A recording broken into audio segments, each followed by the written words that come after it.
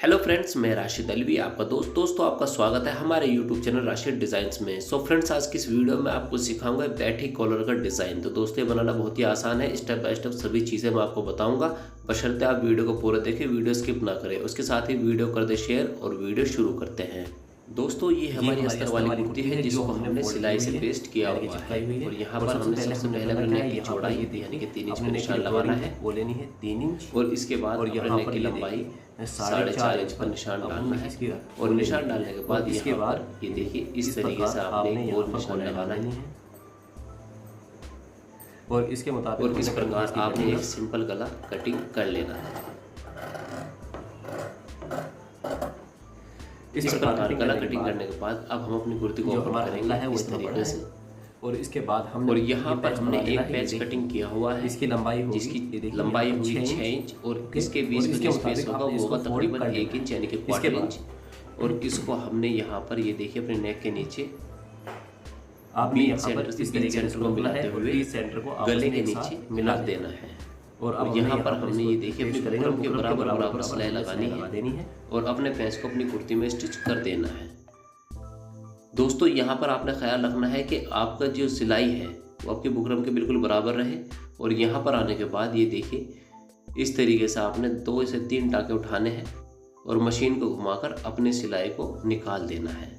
इस प्रकार सिलाई निकालने के बाद अब हमने यहाँ पर ये देखिए जो हमारा पैच है इसके बीच में हमने दोनों तरफ बराबर दबाव रखते हुए कटिंग करनी है। और नीचे लास्ट में जाने के बाद जो हमारे कोने हैं वहाँ पर हमने हल्की हल्की कटिंग करनी है ताकि हमारे नेक में फिनिशिंग आए, किसी भी तरह का हल्का सा भी झोल ना आए। इसके बाद हमने अपने पैच को इस तरीके से अंदर की साइड फोल्ड करना है और इस तरीके से आपने घुमा देना है। इस प्रकार फोल्ड करने के बाद अब हमने यहाँ पर तकरीबन 1 पैर के दबाव से कच्ची सिलाई लगानी है, जो कि हम अपना नेक बनने के बाद उधेड़ देंगे। कच्ची सिलाई लगाते समय यहाँ पर आपने ख्याल रखना है किसी भी तरह का कोई भी झोल ना आए। बहुत ही हल्के हल्के हाथों से आपने फोल्ड करना है और कच्ची सिलाई लगानी है।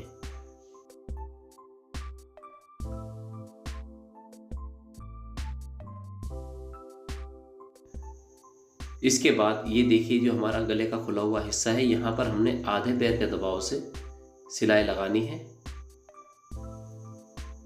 और दूसरी साइड भी सेम इसी तरीके से आपने सिलाई लगा देनी है। इस प्रकार सिलाई लगाने के बाद धागे को कटिंग कर देना है।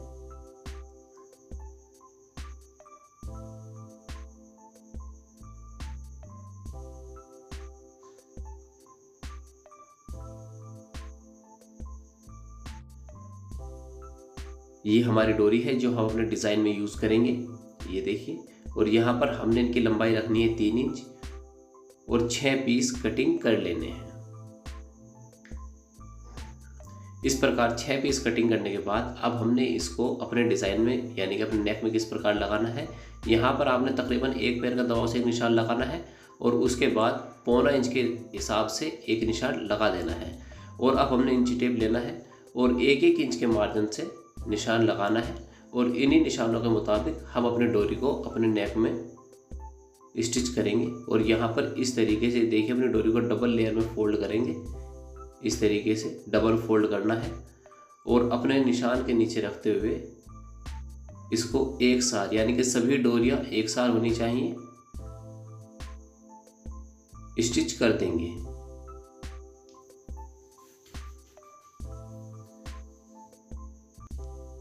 ये देखिए यहाँ पर हमने डोरी ली है और इसको हमने तकरीबन 1.25 इंच बाहर निकाला है और बाकी दबाव हमने अंदर की तरफ धकेल देना है।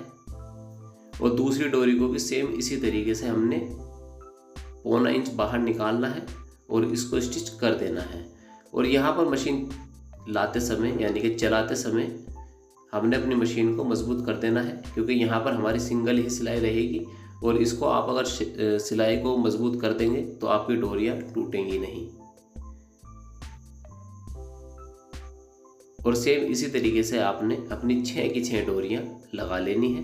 बस आपने ख्याल रखना है आपकी जो डोरी है वो जो बाहर निकले बराबर निकले।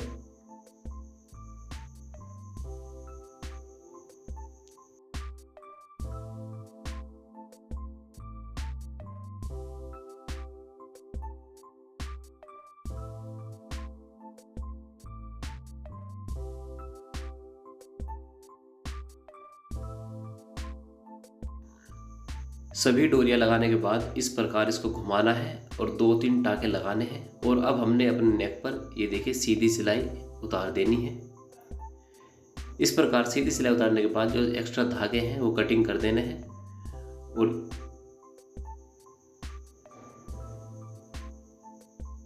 ये हमारी एक पट्टी है, इसकी चौड़ाई है तकरीबन 1 इंच और इसकी लंबाई हम 7-8 इंच रख लें, कोई दिक्कत नहीं है। और यहाँ पर इसको इस प्रकार अंदर धकेलेंगे और ऊपर से हमने तकरीबन 1 इंच एक्स्ट्रा निकाल देना है अपना नेक। और यहाँ पर अब हमने इसको स्टिच कर देना है।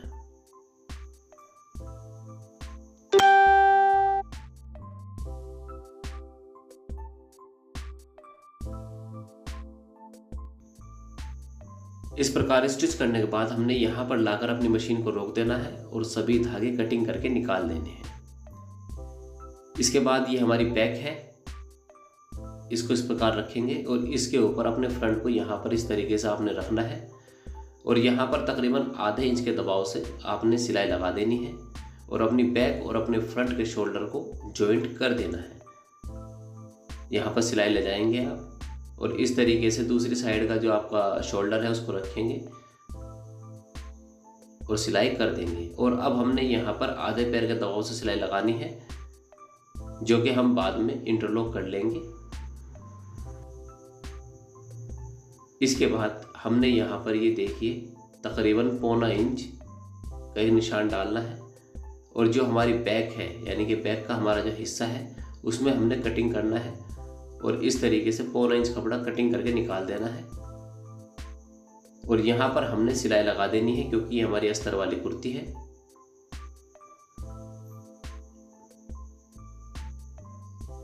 इसके बाद हमने एक बुकरम लेनी है जिसकी चौड़ाई होगी 4 इंच और इसको हमने डबल लेयर में इस प्रकार फोल्ड कर लेना है और यहाँ पर कच्ची सिलाई लगा देनी है। इस बुकरम की जो लंबाई है आपने 20 से 22 इंच ले लेनी है। इसके बाद हमने इंची टेप की मदद से यहाँ पर एक सीधा निशान लगाना है। ये देखिए इस प्रकार निशान लगाने के बाद अब हमने कॉलर कटिंग करना है। कॉलर कटिंग करने का सबसे आसान तरीका मैं आपको बताऊंगा दोस्तों। इस प्रकार अपनी कुर्ती लें और डबल लेयर में इसको अपने गले को फोल्ड कर लें और यहाँ पर ये देखिए निशान पर हमने रखना है और यहाँ तक हमने अपना जो कॉलर है सीधा रखना है बैक साइड से और फ्रंट के साइड से हमने इस तरीके से रखना है, यानी कि जैसी भी हमारी शेप कटी हुई है इसमें आपने कोई भी खींचतान नहीं करनी है। इसके मुताबिक ही आपने यहाँ पर गोलाई का निशान लगाना है, यानी कि जितनी गोल आपकी जो फ्रंट की शेप है गले की उतना ही गोल आपने निशान डालना है। और तकरीबन 1 इंच का आपने कॉलर लेना है तो 1 इंच का दबाव रखते हुए ऊपर से आपने निशान डाल देना है। और अब आपने नीचे का निशान को भी ये देखिए इस प्रकार डार्क करना है। और अब हमने अपने कॉलर को माप लेना है और यहाँ पर हमारे कॉलर की लंबाई है 19 इंच और अब हम इसकी कटिंग करेंगे। और कटिंग करने के लिए दोस्तों हमने निशान पर ही कटिंग करना है। और यहाँ पर आप कटिंग करते समय एक बात का ख्याल रखें, भले ही आप आराम से कटिंग करें पर आपका जो कॉलर है एक साथ कटिंग होना चाहिए, यानी कि आपकी कॉलर की चौड़ाई और इसकी गोलाई बहुत अच्छे से आनी चाहिए। इस प्रकार कटिंग करने के बाद अब हमने इस प्रकार इसकी जो कच्ची सिलाई है उसको निकाल देना है और सभी धागे साफ कर देंगे।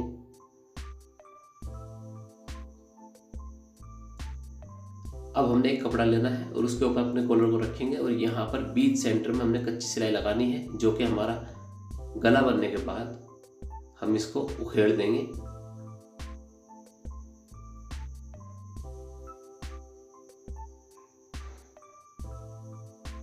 अब हमने यहाँ पर ये देखिए नीचे की साइड से कपड़े को फोल्ड करना है और तकरीबन 1 पैर यानी कि 1/4 इंच का मार्जिन रखते हुए यहाँ पर पक्की सिलाई लगा देनी है।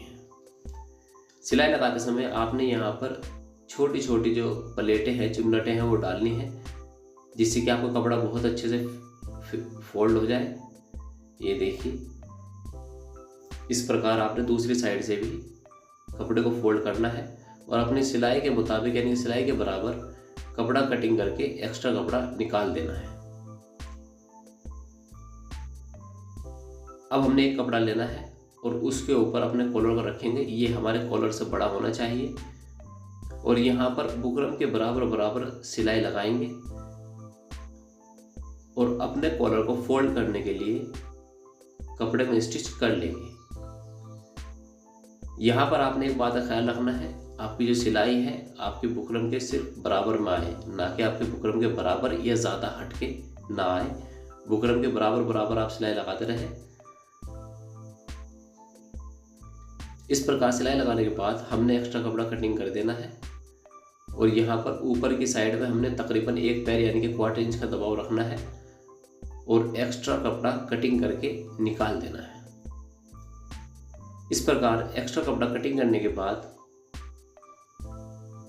हमने यहाँ पर ये देखिए नोक पर कटिंग करनी है और इस प्रकार कपड़ा निकालना है और जो हमारे कॉलर की गोलाइयाँ हैं यहाँ पर हमने कटिंग करनी है गोलाइयों पर, ताकि हमारा जो कॉलर है फोल्ड करने के बाद किसी भी तरह का कोई भी खिंचाव ना आए। और अब हमने इसको पलटना है। पलटने के लिए यहाँ पर ये देखिए नोक पर इस तरीके से कपड़े को फोल्ड करेंगे, ये देखिए, और कैंची की मदद से अपनी नोक निकाल लेंगे और दूसरी साइड की नोक भी हमने इसी प्रकार निकालनी है। इसके बाद इस प्रकार अपने कॉलर को फोल्ड करेंगे और यहाँ पर तकरीबन 1 पैर यानी कि 1/4 इंच का दबाव रखते हुए कच्ची सिलाई लगा देनी है। और अब तक हमारे कॉलर में 2 कच्ची सिलाइयाँ हो चुकी हैं, जो कि हम कॉलर तैयार होने के बाद यानी कि हमारा सूट तैयार होने के बाद उखेड़ देंगे। और यहाँ पर आपने इस तरीके से ये देखिए कच्ची सिलाई लगा लेनी है। इसके बाद आपने यहाँ पर जितना भी आपका कॉलर है 1 पैर यानी कि 1/4 इंच एक्स्ट्रा दबाव रखते हुए बाकी का कपड़ा निकाल देना है और कटिंग करके इसको अलग कर देना है। इसके बाद आपने यहाँ पर ये देखिए अपने कॉलर को डबल फोल्ड करना है और बीच सेंटर में निशान डाल देना है और एक नीचे भी हल्का सा कट डाल देना है। इसके बाद हम अपनी कुर्ती को यानी कि सूट को लेंगे और यहाँ पर इस तरीके से अपने कॉलर को और अपनी कुर्ती के गले को माप कर देख लेना है बराबर है कि नहीं। और अब हमने अपनी कुर्ती को इस प्रकार उल्टा रखना है, यानी कि सीधी साइड ज़मीन की तरफ रखेंगे और यहाँ पर इस तरीके से ये देखिए अपने कॉलर को और अपनी कुर्ती को मिलाते हुए अपने कॉलर के बराबर बराबर हमने सिलाई लगानी है। और सिलाई लगाते समय आपने यहाँ पर एक बात का ख्याल रखना है, आपकी जो सिलाई है आपके कॉलर के सिर्फ बराबर में आए, ना कि आपके कॉलर का जो कपड़ा है इसके ऊपर आए। यानी कि जो नीचे का एक्स्ट्रा दबाव है 1 पैर का वो दबाव में आना चाहिए, ऊपर का जो हमारा कॉलर है वो सिलाई के बीच में ना आए। और इस प्रकार आपने आराम आराम से छोटी छोटी सिलाई करते हुए अपने कॉलर को अपनी कुर्ती में यानी कि सूट में जॉइंट कर लेना है।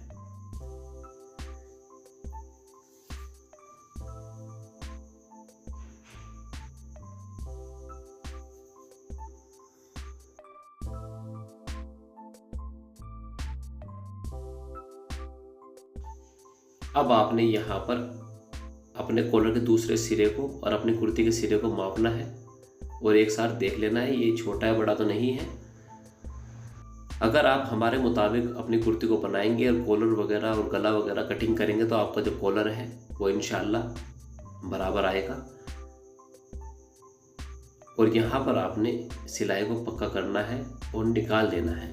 और यहाँ पर आपने तकरीबन आधा इंच के करीब धागा रखना है और बाकी धागा निकाल देना है। और इसके बाद ये देखिए अपने धागे को अंदर की तरफ धकेलेंगे और जो हमारा दबाव है उसको भी हमने अंदर की तरफ धकेल देना है,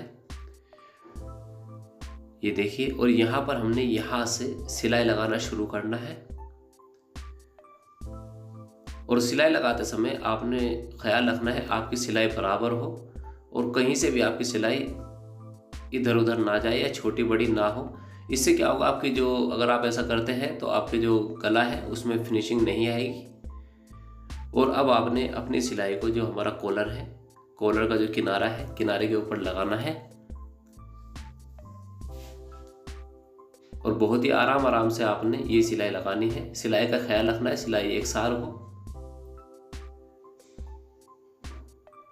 ये देखिए इस प्रकार आपने ये सिलाई यहाँ तक पूरी कर देनी है। इसके बाद अपने कॉलर को घुमाना है और जो हमारा दबाव है और जो धागा है उसको अंदर की तरफ धकेलना है। और यहाँ पर आपने ख्याल रखना है आपका जो धागा है और दबाव है बहुत ही आराम से और बहुत ही सफाई के साथ अंदर होना चाहिए। और इसके बाद ये देखिए हमारा जो कॉलर है उसके नीचे की तरफ किनारे पर सिलाई लगानी है और जो हमारा दबाव है इसको हमने अंदर की तरफ धकेलना है। और यहाँ पर हमने किसी भी तरह की कोई भी ज़ोर ज़बरदस्ती नहीं करनी है अपने सूट के साथ, क्योंकि अगर आप इसमें ज़ोर ज़बरदस्ती करेंगे तो इसमें खिंचाव आ जाएगा और ये पहनते समय आपको थोड़ा सा अजीब नज़र आएगा, यानी कि पहनने में थोड़ी सी परेशानी होगी जो आपको महसूस होगी। तो इसलिए दोस्तों बहुत ही प्यार के साथ अपने कॉलर को अपनी कुर्ती में स्टिच कीजिए।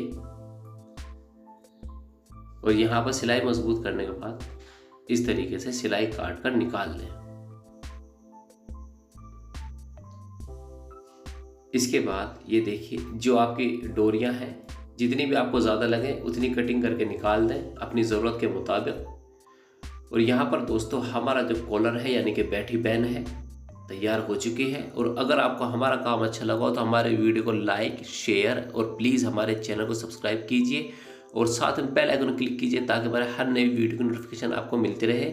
और दोस्तों हमारे वीडियो को अपने व्हाट्सएप ग्रुप में ज़रूर शेयर कीजिए।